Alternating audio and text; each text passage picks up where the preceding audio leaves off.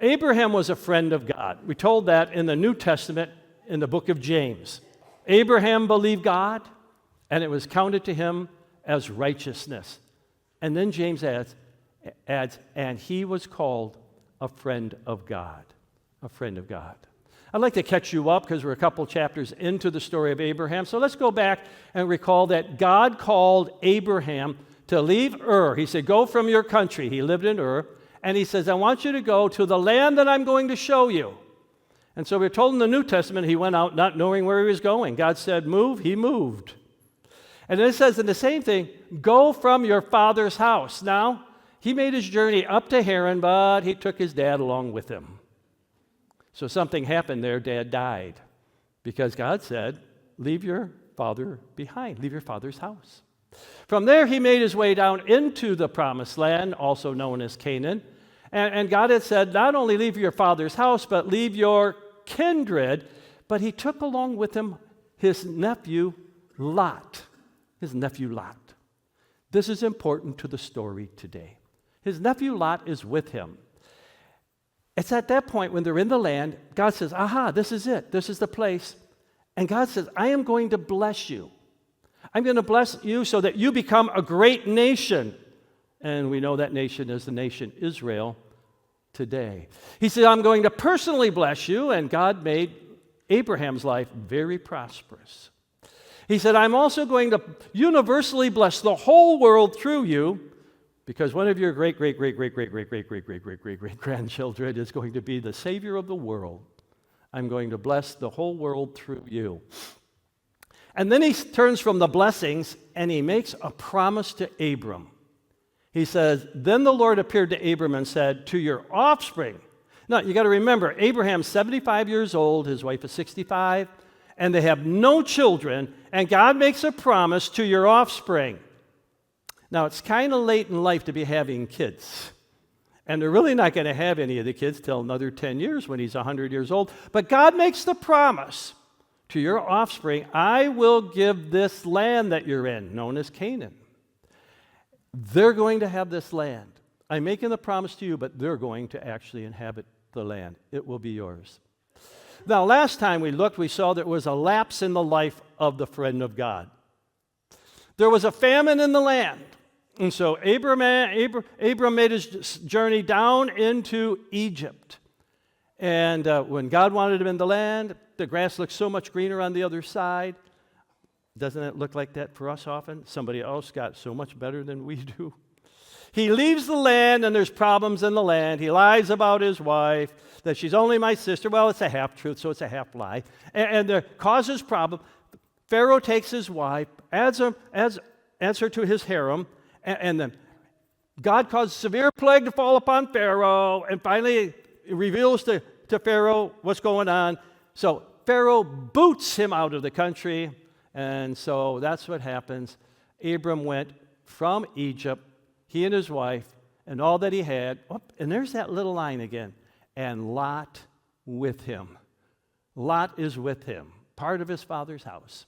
Part of his father's house. Part of his family. And they went back into the Negev. Now, this is where we're going to pick up the story. This all brings us to the de-escalator friend of God. The de-escalator. Watch this. Oh, wait, you may recall about, 10 years ago, there was a movie out called Captive. Okay, you don't remember. So let me refresh your memory. It was based upon the book by Ashley Smith. True story. Ashley Smith is the one who's captive. There was a man at the courthouse, and he was being tried for raping, and he actually overcome the guard, took his gun, after beating up the guard, took his gun, went into the courtroom, shot dead the judge, turned and shot the court reporter, killed her. Then as he's fleeing, on the way out, the security guard shoots him too, and then he flees out and he's on the run. Steals a car, driving around, winds himself up in a neighborhood, sees a gal coming out of the house, Ashley Smith, takes the gun, goes up to her, forces his way into the house. And for the next 7 hours, Ashley, who had actually seen on the TV, the news, him, knew exactly who he was, the murderer, rapist, has got the next 7 hours of what I would consider a pretty intense conflict. Ashley does 2 really incredible things. She does not panic. She keeps her cool. She establishes in that cool a rapport with the rapist murderer. Now, I don't know how in the world you do that. Fear would probably, the adrenaline fear rush would probably make me rebel and fight and all that kind of thing. But she establishes a rapport, and then she starts to read with him from a book that someone had given her, The Purpose-Driven Life. Anybody ever seen that book, heard that book? Yeah, that popular book a while back. She begins to read to him out of it because she is a meth addict. She's lost her own daughter because she's been declared an unfit mother. And somebody passed this book on to her. She's been reading it. And now she is reading it to her captor that God has a plan for. Ashley said, my life, he's got a plan for your life. And through her efforts of de-escalation, after 7 hours, he lets her go. And then just a little while later, he surrenders to the police because she did that. Now, Abram's situation was not nearly as intense as Ashley's. Still, it needed some de-escalation. And you know how this works? Nobody else's situation is as bad as mine. You know how that works? Yeah, you might hear of, that there's a shooting at some church, but it's not as bad. It's a problem I have in my life, even though that was a bad incident. My problems are always the worst because they're mine and not just out there somewhere. It needed to be de-escalated. So I want you to see what brought about the need for de-escalation in the life of Abram. And here's what it is. The need for de-escalation was conflict. That's what it is all the time. You might have a conflict with your neighbor. You might have a conflict with your son or daughter. You may have conflict with your parents, a teacher, a co-worker. You have conflict. And we're going to see his was a family conflict. And Lot, who went with Abraham, also had flocks and herds at his head. There's something going on between an uncle and his nephew. It's a family conflict. It's also territorial conflict. It is so that the land could not support both of them dwelling together. They were actually kind of getting in each other's way. You know how that is. Somebody getting in your way. It says, and there was strife. I like that word, strife. They were argumentative. It was kind of like getting into somebody's face. There was strife between, notice the herdsmen, it's a personnel conflict, not a personal one, personnel. Both of them have herdsmen, and they got these great flocks. They've accumulated great wealth, and the land can't sustain them both. And so their herdsmen, their employees, are fighting one another. A little workplace competition. I don't know if you've ever had a conflict at work. I've had conflict at work. Oh, not here at the church. Oh. But when I worked in some secular employment, I had some people just out to get me. And eventually they did. Maybe it's a workplace conflict. Maybe it's a neighborhood conflict. You have conflict. Maybe you're in sales, and one of the other salesmen, you've done all the hard work of cultivating a relationship, and they swoop in and they take and steal the deal. Ooh, conflict. All kinds of conflict. This is personnel conflict. Now, because there's conflict between an uncle and a nephew, Abram and Lot, and it has to do with their herdsmen, they got to have a plan to de-escalate this situation. And the plan that Abram comes up with required choices. Choices. You got a choice to make. Now, I notice, first of all, Abram said to Lot, he didn't let it ride. He didn't ignore it. He confronts it in a good way. And he says, let there be no strife between you and me. We need to have peace. Peace. And let there not be any strife between your herdsmen and my herdsmen. Can you just see it? Abram's herdsmen are at the oasis taking care of their flocks, and I don't know, we know he had camels, and he's got sheep, he's got ox, and they're all there at the watering hole, and all of a sudden, Lot comes along with his herdsmen come along with theirs, and he said, wait a minute. Abram's guy said, go on down to the next one. We got this oasis. Oh, no, we were here first yesterday, and you're trying to nose in on us by trying to beat us today. Can you see what's going on? A little conflict going on here. He's saying, listen, how are we going to bring peace about? This is the plan that Abram has. He wants peace. He says, for we are actually kinsmen. So he says, now you got to choose sides here. And so Abram proposes, is not the whole land before you? Listen, why do we got to be at the same watering hole? Why do we got to be in the same pasture? Why? It's not the whole land before you. So separate yourself from me. Let's put some distance between this and this problem. If you take the left, then I will go to the right. He's giving him a choice. You choose, but we're going to solve this. Or if you take the right, I will go to the left. Now, this is very interesting because I'm part of Abraham. Because Abram, who is Abraham, Abram has been promised the land. And it's like he's putting it in jeopardy, but the fact is he is saying, I'm trusting God's promise that you're going to choose the other part. You're going to choose the other part. And so the results of the choices, the de-escalation plan, is a huge contrast because they make two different choices. Lot, it says he looked. Lot lifted up his eyes. And that's the first thing he did. Oh, I got two choices. Let me see what's in aisle 1 and what is in aisle 2. And then I will choose between the two which one I want. So first of all, he looks at the possibilities, and it says that he looked and his eye saw the Jordan Valley. The Jordan Valley, which I got marked on there with a big green spot. He looks at the Jordan Valley, and he picks that area. And he picks that valley because it was well watered. There we go. It was well watered. And he said, you got to have water for life. Looking at where you're at, where that is, I'm taking the better of the two. But notice what it goes on to say. A little statement, I think, Moses, who's writing this for his audience, and for us too, he says, it was watered like the garden of the Lord. The garden of the Lord. Does anybody know what the garden of the Lord is? It's the Garden of Eden.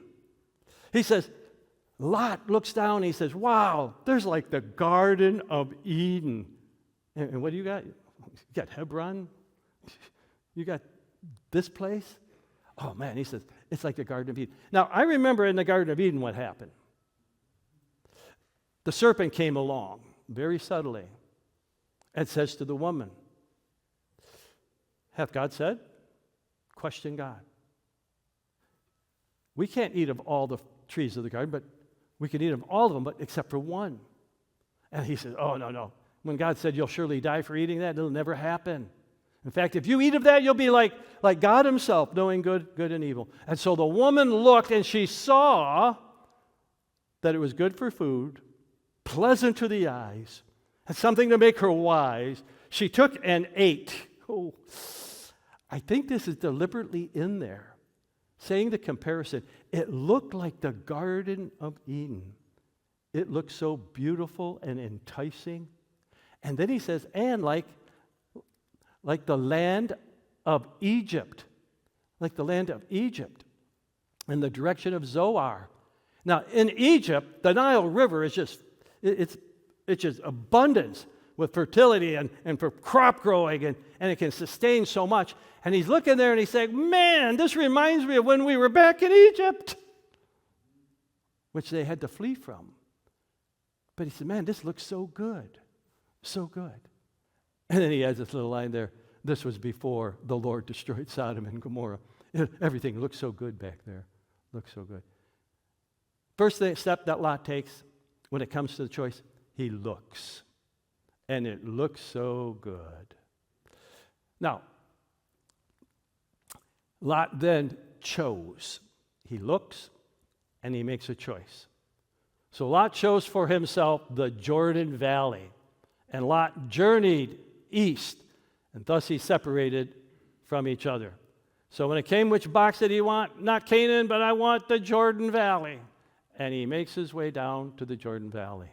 And it says he chose, and then it says he settled. Abraham settled in the land of Canaan, but Lot settled among the cities of the valley. He left, so plush, so wonderful, great place to be. He picked that area. And then I noticed after it says that Lot settled among the cities, and then it says he moved his tent as far as Sodom. He gets closer, he's closer, closer. And in the next chapter, it's actually going to say he moved into the city of Sodom. Whew. Lot is like a carnal guy. You know, the word carnal means flesh. And we get the word carnival from carnal. And a carnival is a place where you give your flesh a fling on all the rides. You just experience all the thrill. And you know what happens at a carnival? You ride that roller coaster the first time, man, it's such an exhilarating ride. You ride it the second time, it's exhilarating. You ride it the third time, well, I'm used to it now. You ride it the fourth time, you say, is there anything bigger or better? It loses its luster. Lot is that kind of guy. He's moved in the direction of what looks so wonderful and good, and then he moves into it. He settles down, and he becomes kind of a part of it. And we'll see more of that in the next chapter. Now, the men of Sodom were wicked, great sinners against the Lord. Moses is giving us a heads up of what's going to come in chapters later. But just the whole idea, the men of Sodom, they're so wicked that there's even a word we use today for their wickedness. It's called sodomy. Sodomy. They're wicked and great sinners against the Lord. And that's where he is headed. He is headed in one direction, while Abraham is headed in another one. Now, Abraham, unlike Lot, didn't choose, but he accepted the outcome of Lot's choice. He said, you take one side, I'll take the other. So he really did. He chose Canaan. He set up the terms. He chose Canaan. And just like Lot, he too looked. He looked. And the Lord said to Abram, after Lot had separated from him, lift up your eyes and look. He's doing exactly the same thing that Lot did, but God tells him exactly where to look. He said, look from the place where you are northward. He said, I want you to look from the place where you are and look northward. Look up. And then he says, and I want you to look southward. And he adds, I want you to look eastward. And then he says, I want you to look westward. He tells him, look every direction. Just don't look to Sodom. And then he goes on and he says, after he looked, then he received.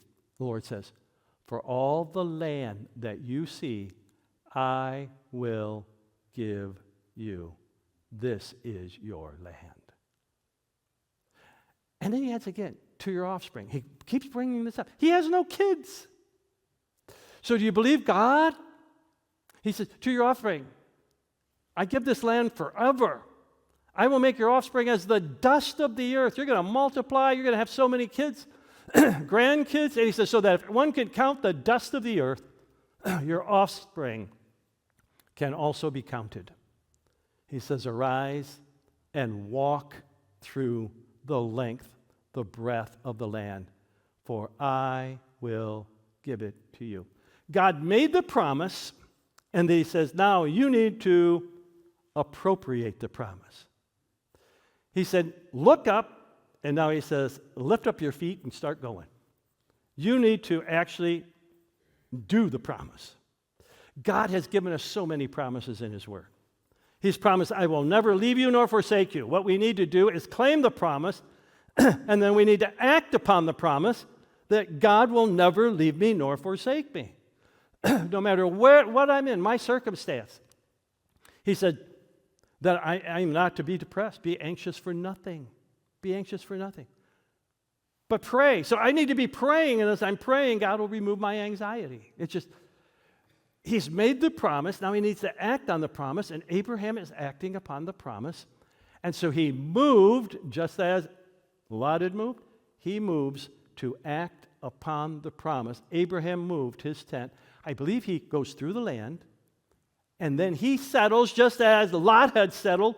The difference is Lot settled for the world, while Abram settles for the promise. And he settled by the oaks of Mamre, which are at Hebron, and there he built an altar to the Lord. He worships the Lord. Two different ends to these two guys in their choices. They're two different directions that they have gone. I want you to take this away from this short passage we're looking at.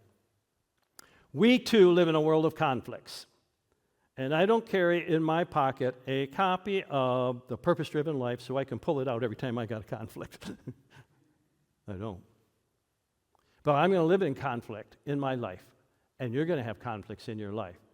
Like Abraham, we can choose actually to de-escalate the situation, or we could choose to ignore it and let it fester and continue.